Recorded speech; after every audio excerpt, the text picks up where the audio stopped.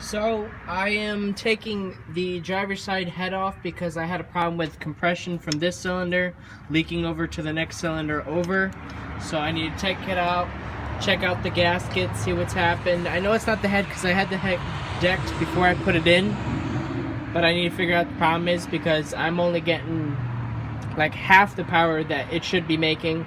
And this is how far I am so far. I took all the head bolts out, I got the header off. The intake came out pretty well. I had to disconnect the fuel line. I had to disconnect the distributor, the tach, throttle, TV cable.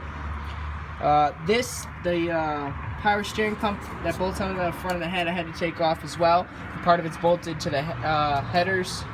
The headers had a bolt in the back where it was too close to this to actually, it was too close to the tube to actually put a socket on there.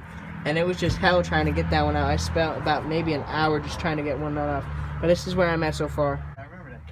Alright, so I was losing compression in these cylinders because the compression in one cylinder was dumping over into the next cylinder, into the next, and I didn't know what the problem was. Now that I got a new gasket here, I found out the problem. This is the way I put the gasket into the motor. Okay, and as you can see that there's no gasket here and there's gasket here. It says up. This is the right way up.